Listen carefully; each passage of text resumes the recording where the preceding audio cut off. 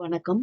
நம்ம இப்ப இந்த வீடியோல என்ன பார்க்க போறோம் அப்படின்னா, கார்ப்பரேட் அக்கவுண்டிங், லிக்விடேஷன் ஆஃப் கம்பெனிஸ்ல இம்பார்ட்டன்ட் டாபிக்ஸ்.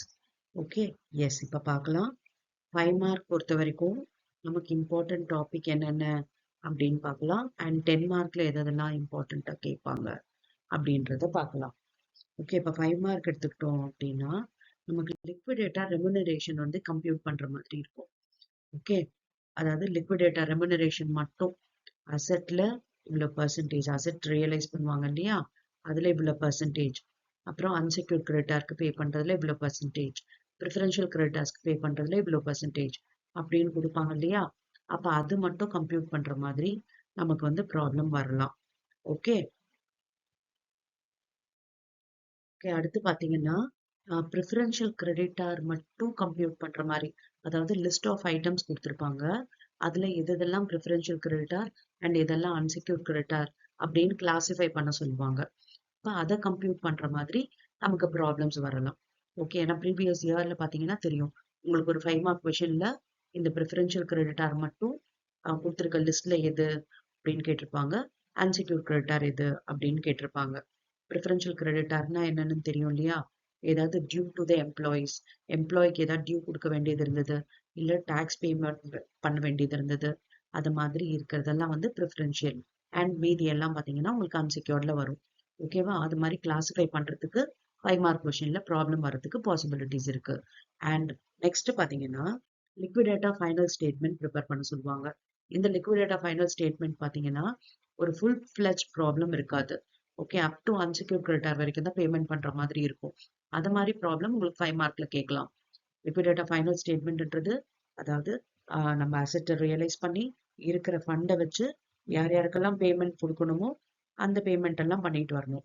அட் லாஸ்ட் தான் நம்ம வந்து ஈக்விட்டி ஷேர் ஹோல்டர்ஸ்க்கு பே பண்ணுவோம். ஓகே, இப்ப நம்ம வந்து வெறும் அன்செக்யூர்ட் கிரெடிட்டார், அதாவது நம்மளோட ஆர்டர் பாத்தீங்கன்னா லிக்விடேட்டா ஃபைனல் ஸ்டேட்மெண்ட் என்னென்ன ஆர்டர் யார் யாருக்கு எப்படி கொடுக்கணும் அப்படின்னு, யாருக்கு ஃபர்ஸ்ட் யாருக்கு அடுத்து அது மாதிரி கொடுத்துட்டு வரணும்ன்றது நமக்கு ஒரு செட் ஆஃப் ரூல்ஸ் இருக்கு. அதுபடிதான் நம்ம கொடுத்துட்டு வருவோம். அப்பதான் அன்செக்யூர்ட் கிரெடிட்டாருக்கு கொடுத்த பிறகுதான் நம்ம ப்ரிஃபரன்ஷியல் கிரெடிட்டாருக்கோ இல்ல வந்து ஈக்விட்டி ஷேர் ஹோல்டருக்கோ பே பண்ண முடியும். அப்ப நமக்கு இந்த 5 மார்க் ப்ராப்ளம்ல அன்செக்யூர்ட் கிரெடிட்டாருக்கு பே பண்ற வரைக்கும் தான் இருக்கலாம். ஓகேவா, ஃபுல்லா வந்து equity share holder preference share ஹோல்டர்லாம் உங்களுக்கு 10 மார்க்ல கேட்பாங்க. அப்ப அன்செக்யூர்ட் கிரெடிட்டார் வரைக்கும் எனக்கு வந்து ஷேர் ஹோல்டர்ஸ்க்கு பே பண்ண தெரியல அப்படின்னா, அட்லீஸ்ட் அன்செக்யூர்ட் கிரெடிட்டார் வரைக்கும் பே பண்ற அளவுக்கு கத்துக்கிட்டீங்க அப்படின்னா உங்களால 5 மார்க் வந்து இதுல ஸ்கோர் பண்ணிட முடியும். அடுத்து 10 மார்க் பொறுத்த வரைக்கும் இந்த ஃபுல் ப்ராப்ளம், அதாவது ஈக்விட்டி ஷேர் ஹோல்டர் அது வரைக்கும் பேமெண்ட் பண்ற மாதிரி இருக்கலாம், இல்ல ப்ரிஃபரன்ஸ் ஷேர் ஹோல்டர் வரைக்கும் பேமெண்ட் பண்ற மாதிரி இருக்கலாம், கால் மணி ரிசீவ் பண்ற மாதிரி, ரெசிப்ட்ல கால் மணி ரிசீவ் பண்ற மாதிரி. ஏன்னா 5 மார்க்ல வரைக்கும் பாத்தீங்கன்னா உங்களுக்கு சர்ப்ளஸ் அமௌண்ட். ஓகே, சர்ப்ளஸ்ன்றது என்னது, செக்யூர்ட் கிரெடிட்டாருக்கு பே பண்ண பேலன்ஸ் அமௌண்ட்டை தான் சர்ப்ளஸ் சொல்லுவோம்.